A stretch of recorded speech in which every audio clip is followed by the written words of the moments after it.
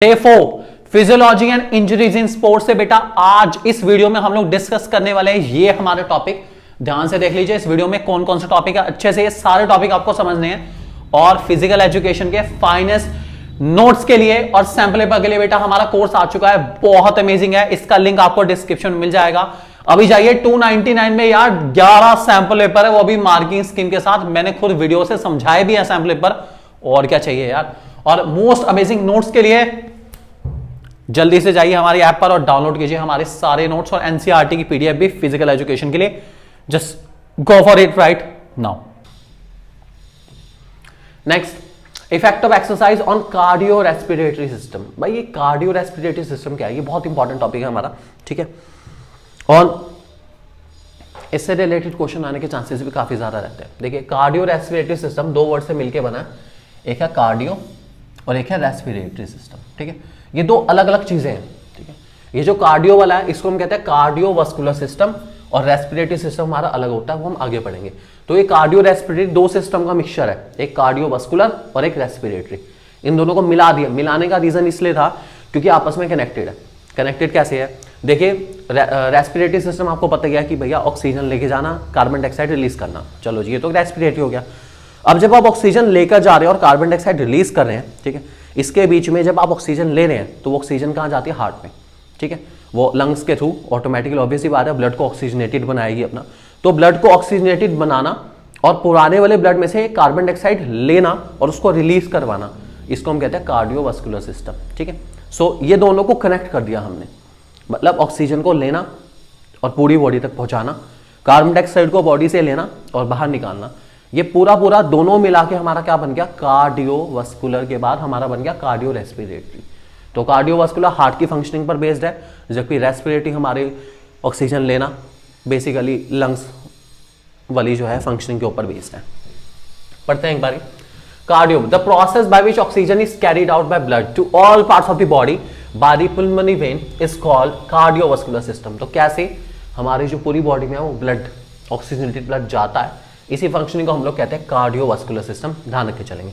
अब इफेक्ट की बात करूं कि अगर आप रेगुलर एक्सरसाइज करते हैं तो आपको क्या क्या फायदा मिलेगा। सबसे पहला फायदा आपको मिलने वाला है, आपका हार्ट का साइज बढ़ जाएगा।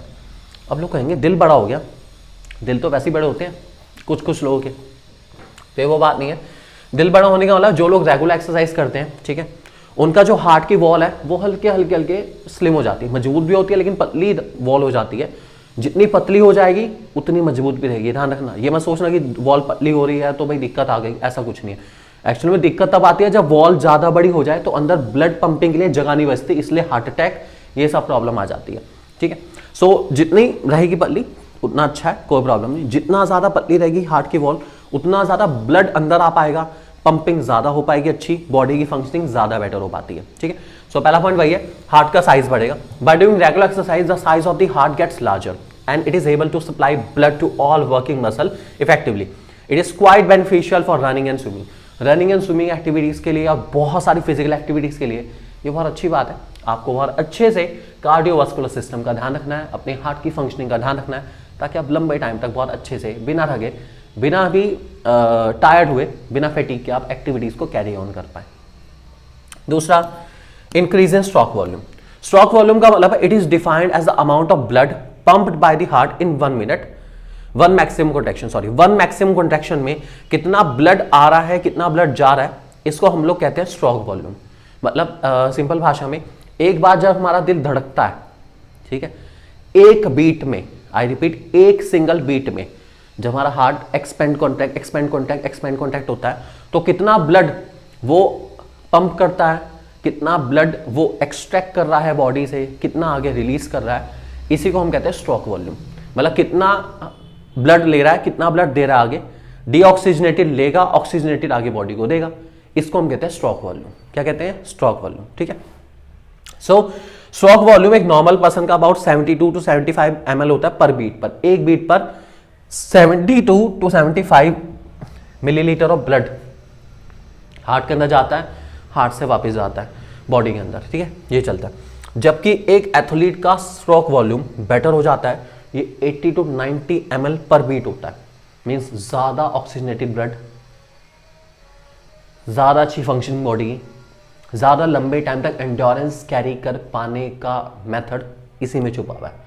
ज़्यादा ब्लड अगर पंप करेगा हार्ट तो बॉडी के लिए अच्छा ही है, बुरा नहीं है, बिल्कुल भी ध्यान रख के चलेंगे। यहाँ पर एक तरीके से हमारी जैसे 72 बीट्स पर मिनट एवरेज रहती है, बीट्स तो उतनी रहेगी लेकिन हर बार ब्लड की पंपिंग बढ़ गई पर ml, तो ये अच्छी बात है, 15 से 20% ये बढ़ जाती है, जो कि बहुत ही अच्छी बात है बॉडी के लिए। अगला stability in blood pressure stable रहता है आपका। डायस्टोलिक सिस्टोलिक दोनों ब्लड प्रेशर नॉर्मल रहते हैं, ना ऊपर जाते हैं ना नीचे जाते हैं। हाई बीपी की टेंशन ही नहीं बिल्कुल भी, एंड लो बीपी की भी टेंशन नहीं बिल्कुल भी। अगला increase in number of RBC and increase in the number of WBC. Red blood cell बहुत इंपॉर्टेंट होते हैं। By performing regular exercise the number of RBC increases which helps in the easy facilitation of oxygen and other nutrients to working muscle.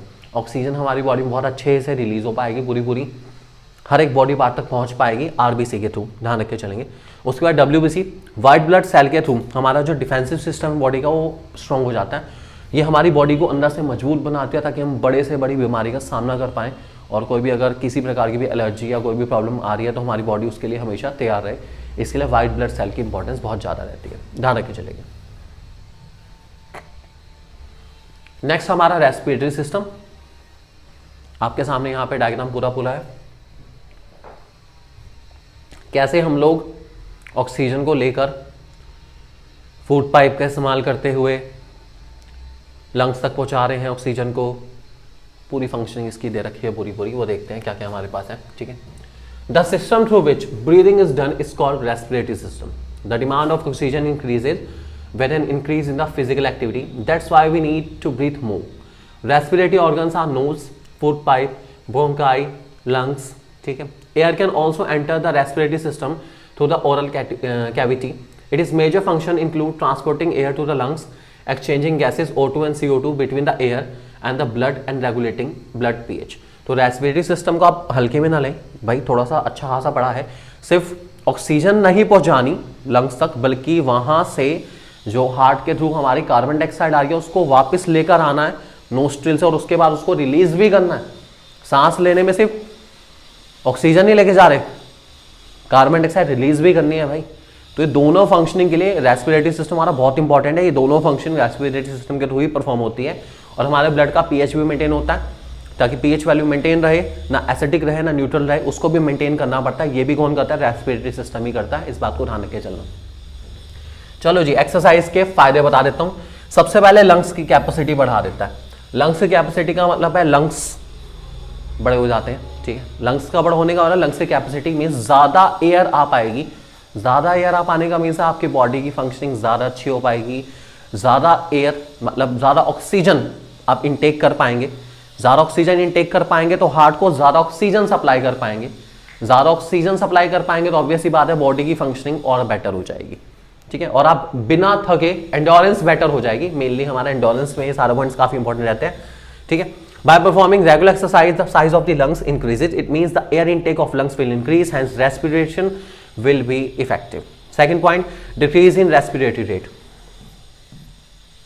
When a person perform exercise regularly, his rate of respiration decreases as compared to that which was in the beginning. अब ये respiration का मतलब क्या है basically, कि आप कितनी बार सांस लेते हैं और मतलब बेसिकली कितनी बार ऑक्सीजन लेते हैं, कार्बन डाइऑक्साइड रिलीज करते हैं, जो कि हमारा ब्रीदिंग की प्रोसेस में रहता है बेसिकली, ठीक है। तो जो एक एक्सरसाइज रेगुलर बेसिस पर करता है इंसान, उसको ना बहुत जल्दी से ऑक्सीजन लेने की, कार्बन डाइऑक्साइड रिलीज करने की नीड नहीं पड़ती।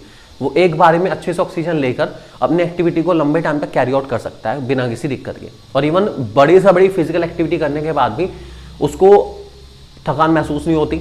उसके रेस्पिरेटरी फंक्शन प्रॉपर्ली चलते रहते हैं। मैं आपको एग्जांपल लेता हूँ। मान लीजिए आपको कहा कि भैया 300-400 मीटर भागो। 300-400 मीटर भागने के बाद हम थक जाएंगे और हमारा जो है ब्रीदिंग बहुत तेज हो जाएगी। इंसान थक जाता है। वो क्यों थक गया? क्योंकि उसने रेगुलर एक्सरसाइज करी नहीं। जो इंसान रेगुलर एक्सरसाइज कर रहा है उसका ब्रीदिंग सिस्टम वीक नहीं रहता, मजबूत ही रहता है, इसलिए वो आराम से बिना थके उस एक्टिविटी को लंबे टाइम तक कैरी ऑन कर सकता है। इस बात को ध्यान रख के चलेंगे। और इसलिए हमारा respiration rate, oxygen and carbon dioxide release करने वाला रेट भी अपने आप ही कम हो जाता है, जो कि बहुत ही अच्छी बात है। आप कम ऑक्सीजन लेकर भी, मतलब कम ब्रीदिंग कर भी लंबे टाइम तक एक्टिविटी कैरी आउट कर सकते हैं, ये कहना चाह रहे हैं। Third, develop strength and endurance. अच्छी एक्सरसाइज करने से आपकी स्ट्रेंथ और एंड्योरेंस दोनों बिल्डअप होती है, अच्छी बात है। वाइटल कैपेसिटी बढ़ जाती है। वाइटल कैपेसिटी मीन्स वही ऑक्सीजन ज़्यादा से ज़्यादा लेने की कैपेसिटी। ज़्यादा ऑक्सीजन लोगे, एक ही बार में ज़्यादा से ज़्यादा ले लो ताकि आपकी बॉडी आराम से उसको यूटिलाइज करती रहे। उसके बाद prevent from disease. Effective respiratory system के थ्रू हम लोग स्ट्रेस से बच सकते हैं और मेंटल डिजीज से बच सकते हैं। अब ये एक तरह से ब्रीदिंग से स्ट्रेस कैसे कम हो रहा है, याद करो बहुत सारी ऐसे हमारी एक्टिविटीज है, योगिक क्रियाज हैं जो कि हमारी रेस्पिरेटरी फंक्शन से रिलेटेड है। जैसे अनुलोम विलोम आपने सुना ही है, स्ट्रेस कम करने के लिए बहुत अच्छा है। ठीक है, आप लोग यूज करते हैं बेसिकली सुखासन। सुखासन बैठते हैं लोग, जिसमें चौकड़ी मार के हम लोग बैठते हैं ना, करते क्या है, लंबी लंबी सांस लेते हैं और अपनी बॉडी को रिलैक्स करने की कोशिश करते हैं। इट मीन्स कि रेस्पिरेटरी फंक्शन के थ्रू हमारी बॉडी स्ट्रेस को भी कॉन्कर कर पा रही है, स्ट्रेस से भी लड़ पा रही है, इसलिए बहुत इंपॉर्टेंट है। और गुस्से से भी फाइट करने के लिए बहुत इंपॉर्टेंट रहती है हमारा रेस्पिरेटरी सिस्टम, इसलिए इस बात को ध्यान रखे चलेंगे। उसके बाद increase in chest size. Respiratory function अगर आप अच्छे से परफॉर्म करते हैं तो आपकी चेस्ट का साइज भी बड़ा हो जाता है, जो कि बहुत अच्छी बात है। That's good for health. तो ये सारे हमारे थे रेस्पिरेटरी फंक्शन के बेनिफिट। अगर आप एक्सरसाइज करते हैं तो आपको क्या क्या बेनिफिट मिलेंगे रेस्पिरेटरी सिस्टम में, इस बात को ध्यान रखे चलना है, भूलेंगे बिल्कुल नहीं।